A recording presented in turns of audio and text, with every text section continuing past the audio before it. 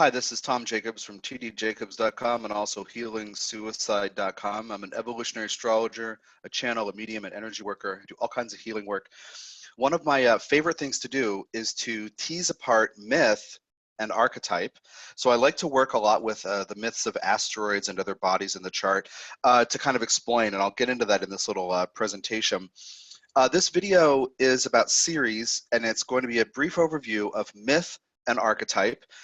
There's going to be another video coming soon, which is kind of an overview of astrology of Ceres. And the point of why I'm doing this is that I'm, from 2 months from now, today's February 19th, from April 20th through April 26th, I'm leading a home study course on Ceres called Cerealia, Finding Ceres Within. If you've heard of Saturnalia or Bacchanalia, these are festivals devoted to those deities, to Saturn or Bacchus, respectively. So the Romans had a festival for Ceres called Cerealia.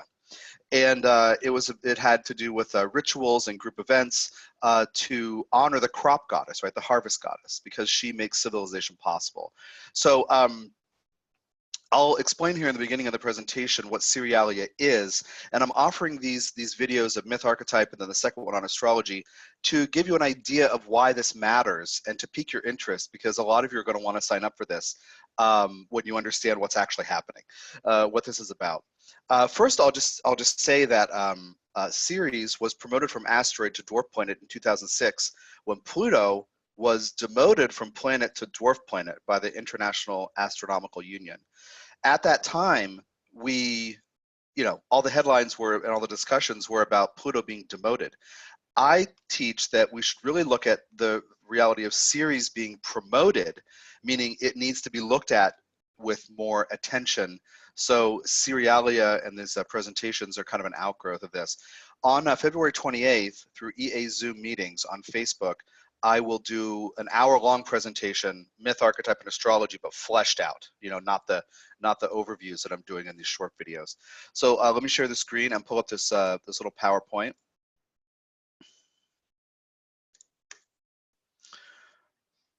All right, there we go. So here's my little banner, usually the little evolutionary astrology banner. I have different ones. One says "You are here." This was the earth saying, "Hear ye," etc.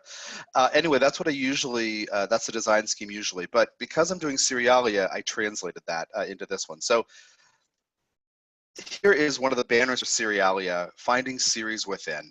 Again, April 20th through 26th, 2019. And this is a photo of Ceres. It's an extended long exposure photo.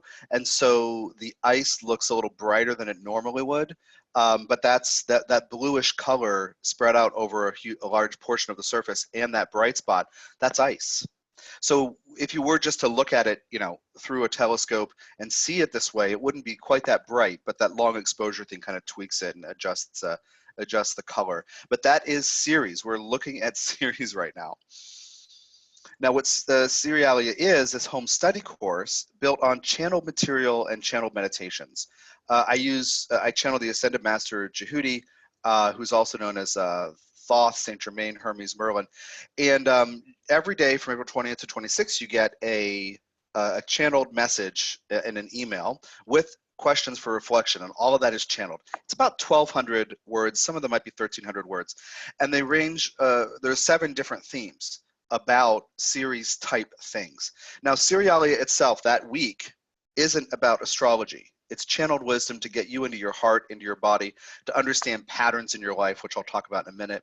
But there is an option, if you sign up by April 1st, to get a 15 to 20 minute mini reading on your Ceres in your chart. So house, sign, and aspect, as well as if it's retrograde.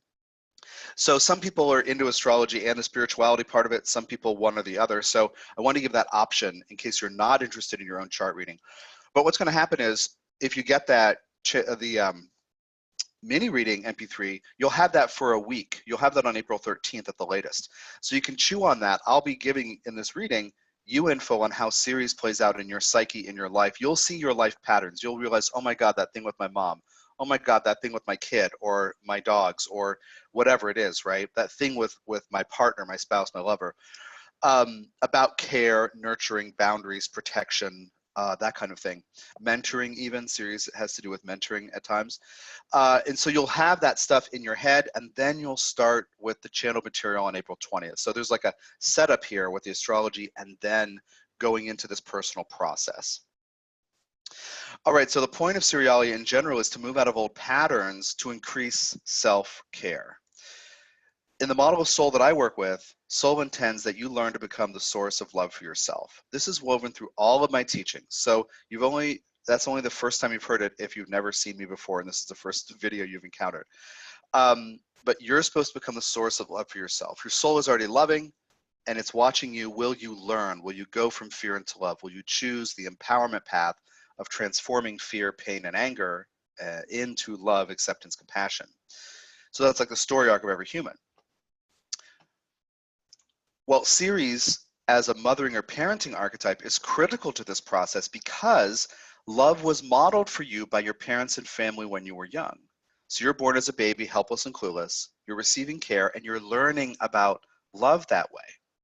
So even as you've grown up and matured, those original imprints quite likely remain. Some of us bounce off them 180 degrees into a pendulum swing. Some of us repeat the things, certain things like what is love, where it comes from, who deserves love.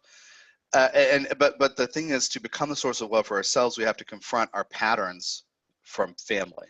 And that's a lot of what the Cerealia is ultimately about. So let's talk about Ceres in mythology. She is the harvest goddess who feeds us.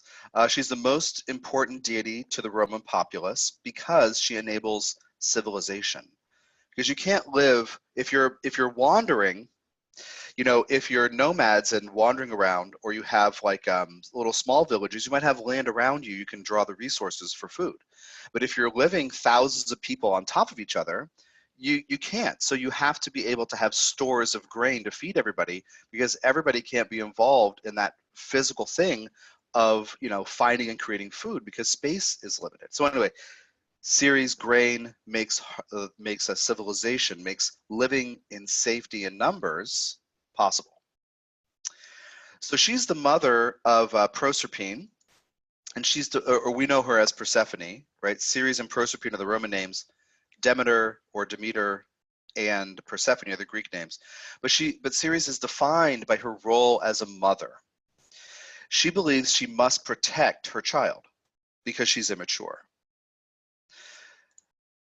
And then insert this long story of Persephone's abduction by Hades or Pluto, wherein Ceres gets angry because her daughter's been abducted, right, stolen from her. So she goes to the gods and says, "You have to make him stop this." And she gets part of it, right? She doesn't get the restitution. She doesn't get the whole thing resolved. And as she mourns the loss of her daughter for a third of every year, this is where winter comes from. She's so upset she can't grow the crops. This is an explanation for winter. For the third of the year, this verdict, this decision, is because Persephone will spend a third of the year with Hades, her husband, and 2/3 of the year up above on the surface with her mom. Now, let's talk about myth versus archetype, because myth is always social instruction. And again, this is what I love to do. I love to tease these things out. And I've done it with Chiron and Lilith and all the asteroid goddesses and other asteroids and other archetypes. I have two books called Living Myth. One is Living Myth, Exploring Archetypal Journeys. The other is Living Myth 2, Sacred Psychology. And there's just a bunch of maybe 20, 25 things between those two books of archetypes I've done this with. But it's always social instruction. A group has to tell its members who to be, how to behave, to belong. But archetype is how you're wired as a being. It's about your psycho-spiritual development. So myth is who you're told you should be. Archetype is how you're naturally living. So then we transition into Ceres archetype. And in the beginning of our lives, this modeling of care is what's happening. We're being cared for. We're being shown how to care. We see how, when we're young, how others love us and each other. And we see who gets loved when and why. What one has to do to be loved. Like, who's acceptable? Who deserves love? And if it exists in our families, we adapt to conditional love. We do things for others, repeating, building on, or negating those models that we were shown. But here's the deal. This is the core of the archetype. We need to do things for others. When we care, we want to do. That's a Ceres thread. Now, we may define ourselves by what we do for them and how we care for them. And sometimes we're not sure how to let the other person grow up or go away. And this is the empty nest thing, where sometimes parents have a hard time when their children who are becoming adults or are adults leave. Sometimes, it's a challenging thing. I'm sure you've heard of the empty nest thing. We love so much that we may try to prevent others from making their own mistakes. We don't want them to hurt. We love them. That's a Ceres thing as well.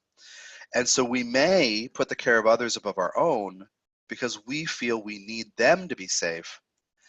Therefore, our needs can become our own blind spots as we care for others. This is central to the Cerealia process that I'm going to lead you through, or Jehudi and I will lead you through.